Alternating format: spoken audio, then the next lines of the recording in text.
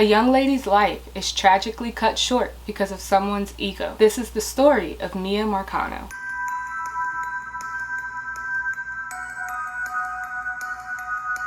Before I get any further into this channel, I'm Courtney Elise, aka Court Crimes TV, and welcome to my channel. I also want to say thank you so much for letting my channel finally hit 1,000 subscribers. I am very grateful and thankful for everyone who supports me. Also, if you happen to enjoy, please like, subscribe, and comment.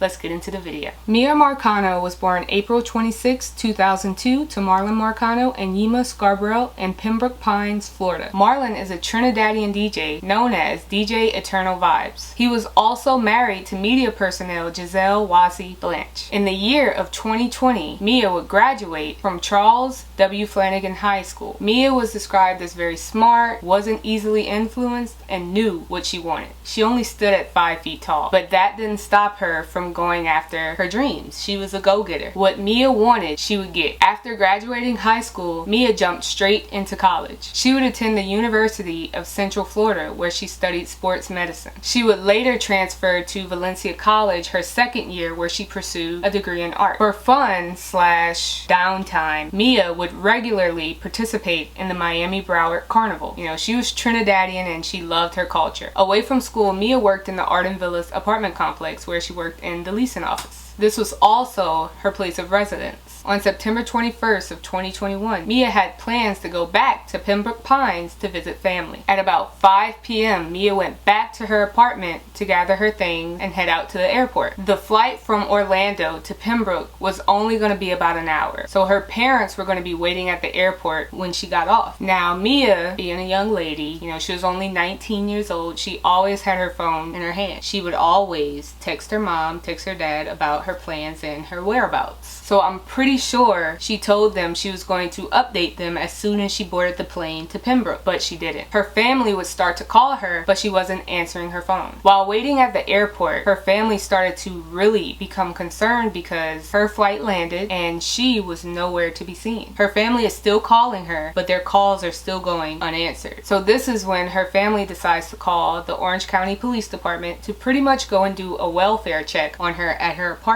A deputy was sent over to the Arden Villas apartment complex, to which he would knock and there would be no answer. One of Maya's roommates would eventually show up and start talking to the police. With the roommate present, this is when she lets the police officer into the apartment and they try to go into Mia's room, to which they figure out they can't because there's something blocking the door. The officer then leaves out of the apartment and goes around to Mia's window, and this is when he sees that her door is blocked by a dresser. The deputy gets into Mia's room through the window, to which Mia's roommate pointed out that her dad had recently implemented a lock on the window and it shows that it was just removed, which was weird. Also, Mia's room was in complete disarray. There was bloodstains on the floor and her pillow, and her jewelry was broken. Everything was a wreck. At this time, this is when her family is making their way up from Pembroke Pines to Orlando. And at this time, this is when police is questioning the roommate about who could possibly want to do something to Mia. This is when the roommate would bring up Armando Caballero. Armando was a 27-year-old maintenance man at the Arden Villas apartment complex. Armando made advances to Mia numerous times, to which she would constantly reject. There was no type of chemistry between the two. The relationship between each other was totally platonic, nothing romantic at all. It was a quick hi and bye, nothing more. Now at around 3 a.m., Mia's family would arrive at the apartment complex, and upon arrival, Armando was there. Her family already knew about Armando because Mia had already brought up Armando's weird antics towards her. When they arrived, Armando just so happened to be talking to the police, and he was also on the phone with a woman by the name of Tati. And as soon as he brought up this woman's name, Tati, this is when Mia's family immediately confronted him. They call him out on his BS in front of the cops. They tell him that they know about the cash apps. They tell him that they know about the weird text messages, and also him offering his entire life savings to Mia. Tati, I couldn't come to sleep. I saw anything suspicious because nobody knew what was going on. I didn't know this whole thing. But no one knows Tati. You keep mentioning Tati, you live 20 minutes away from here, and you get a call the all of a sudden. The roommates don't even know Tati. You've been sleeping since 10 o'clock, and all of a sudden you're showing up here at 4 o'clock in the morning looking for me. Tati were conversating about it, so I finally, it came up. But Should Tati I go and see someone... if I see anything? No one knows Tati. That's my whole thing. Not even the roommate knows Tati. She's an employee, but you keep saying Tati is a friend and that you all hung out together. No one here knows Tati. All her other friends showed up. Her closest friends that live in the complex were all here with us early on. No one knows Tati. Only you. Whoever Tati is, and Tati's on the phone, she shouldn't even be on the phone right now. As of right now, you have sent obsessive texts to Mia. We have all seen the text. You talked about giving her your life savings. You cash out her money, and you claim that you weren't in touch. Who told her gave her life savings? I never said that. As a matter of fact, we're going to get a police report to pull your phone records if that's the case. What you trying to do? There's evidence of obsession, of something. You're fascinated with me. It's not only from my side, so don't try to make this. No one's saying that. It takes. She's not here to defend herself right now, so we gotta talk to you. So we're talking to you, who've been going back and forth on text. That is your family, right? But until we figure out what's going on, just don't beat me up. Nobody's beating you up. If I'm guilty, why would I you put yourself in the middle right here. You brought yourself over here. Because we're concerned. You're concerned. Why weren't you concerned hours ago? I just found out. All right, cool, no problem. So how did Tati find out? We didn't think it was serious. I don't even know how Tati found out. Somebody's missing and you don't think it's serious. Maybe they hanging out. They got this place right here. They go downtown. I don't know. Maybe her phone's off. All of which he denies, obviously, and eventually leaves. In my opinion, this is when the police started to do a horrible job within this whole investigation, because the person that the family is saying could be a possibility he's involved in my daughter's disappearance, y'all let him walk. Make it make sense. They should have taken him into custody, questioned him as soon as Mia's family started to call him out. He was right there in front of them, and they let him walk because they didn't suspect him of anything, because he freely went up to the police officer and started to act concerned. On September 25th, 2021, a missing person bulletin was posted for Mia. That same morning, Mia's family decided to take actions into their own hands and watch Armando, since police didn't see him as a suspect. Unbeknownst to Armando, Mia's family watched him. They watched him pull up to his apartment complex in his silver Ford Fusion. They also watched him take out a blanket from the back of his car they believed belonged to Mia. They also got him taking out gloves and a bag and going into his apartment. Why haven't they gone into his apartment? Why didn't they search him? But he had a screwdriver in his front, the passenger side. Hold on. We watching that he's still in. Kaylee, tape it, huh?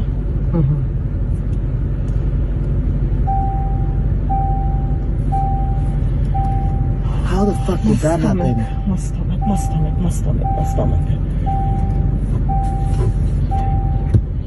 Am I on you, Joy?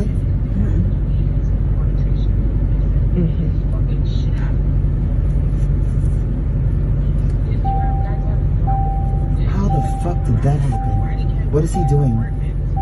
What is he taking out? He's taking out. He has gloves. He has gloves in his hands. He has gloves. Gloves and what else? The blanket. Oh my god, that is my blanket! After seeing this for themselves, Mia's family would once again call police and confront him at the apartment. Officers arrived, but according to them, they couldn't really do anything to Armando because there was no search warrant issued. When I tell you police dropped the ball on this case, they dropped the ball. But surprisingly, Armando allowed Mia's family to come in and search his house. And unfortunately, they came up short because nothing was found. And again, Armando was allowed to go on about his day as if nothing's happening. I know Mia's family had to be incredibly irritated with the police and Armando, because it was obvious he was up to something. You know, he was moving weird. He was moving suspicious. He knew more than what he was letting on. But the police didn't do anything because they didn't have any concrete evidence against him. When the parents showed police this video, they should have questioned him right then and there and asked him, where's the blanket? Where is the box cutter? Where is the knife, the gloves, the bag, everything? Where is it? But they didn't do it. They let him go. Later that day, Armando would disappear. Now, why would a man who claims he's innocent disappear? Police were obviously well aware of the suspicions Mia's family had against him. So for him to just vanish into thin air when the family sees him as the main suspect was a major red flag to police. So finally, after all this time, police decides to issue an arrest warrant. But Armando is already gone. Police can't get a hold of him. He's not answering police calls. He vanished. Police would go back to investigating, and this is when they noticed that the master key fob was misused to go into Mia's apartment. Armando was the maintenance man. He had a key fob to everybody's apartment, and on the day that Mia decides to go missing is when the key fob was misused to get into her apartment complex. Armando was still missing at this point. He's still not answering anybody's calls. The arrest warrant was still very active, and they keep telling the family this is the most that they could do. On September 27th of 2021, Armando would be found self-deleted, if you know what I mean. He was found lifeless in Seminole County. 911, you need police, fire, medical? We found it on property. Someone themselves from a garage. What is the address? 525 Sable Lake Drive. He's beyond, he's deceased, beyond any help? I believe so. Okay, all right. This was a major blow to the investigation. With the prime suspect, this left the family, the police, the community with more questions than answers. Like, what happened to Mia and why did Armando self-delete himself? With this horrible news, Mia's family decides to push forward and continue to have hope searching for her. They did massive search parties. They searched Orange County, Seminole County, and Volusia County. They also searched fields, swamps, lakes, everywhere, but nothing was found. Mia's disappearance would become mainstream on pretty much every single news channel to bring awareness to her disappearance. During these searches, Mia's family held vigils, with more of Mia's family getting involved. There were hundreds of people praying for Mia's safe return. Investigators got a hold of Armando's phone, and his phone records showed that he had been to Timberscan on the lake condominiums between 8 and 9 p.m. on the night of Mia's disappearance. Now, Timberscan wasn't an area you would just hang around at that time of the night. You know, it was a very rough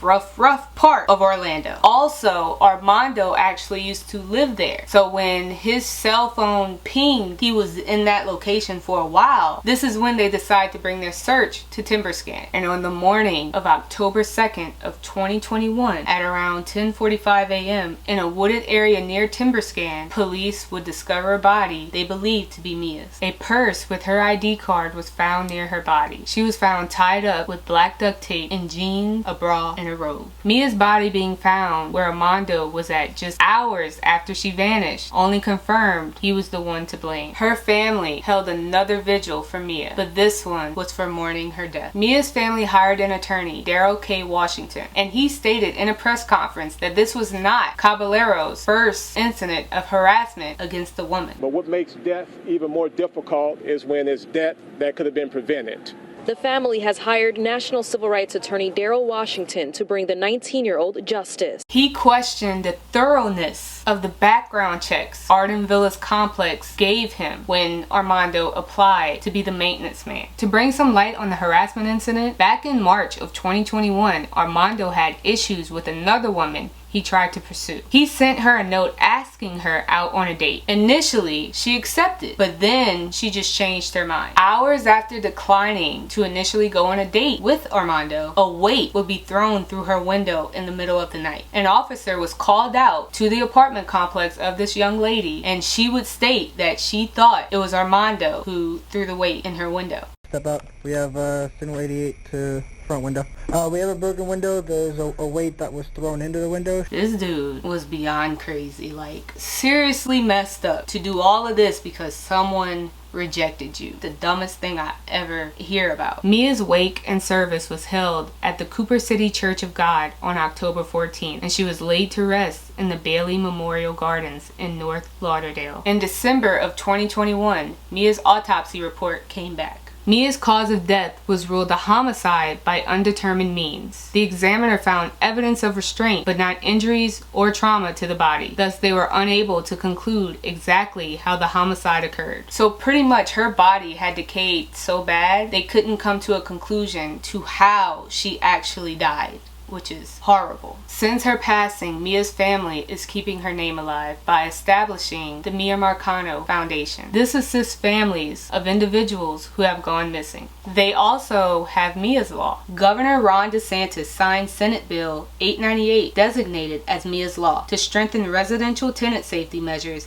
including requiring background checks for prospective employees, maintaining a log for each dwelling unit keys, and increasing notification requirements for maintenance and repairs from 12 to 24 hours. Mia's death was incredibly sad and frustrated for the simple fact the police kept dropping the ball. Her family kept telling police, this man is responsible for our child's disappearance, and you see no sign of him as a suspect. You don't suspect him in anything. They had this man right in front of them, and they don't question him. They don't suspect him for anything. They don't pounce on the opportunity to take advantage of all this evidence her family showed them, and they let him go, and he ended up self-deleting. Y'all, I just want to leave off with this message. It is okay if a woman does not want you. It is okay if a man does not want you. Do not throw your life away taking the life of someone else when there is plenty men and women in the world. It makes absolutely no sense to harm someone because they didn't want to date you. They didn't want to talk to you. They have every right to reject you. There's no reason to end someone's life when there's so many people in the world. It's sad, but rest in peace to you, Maya.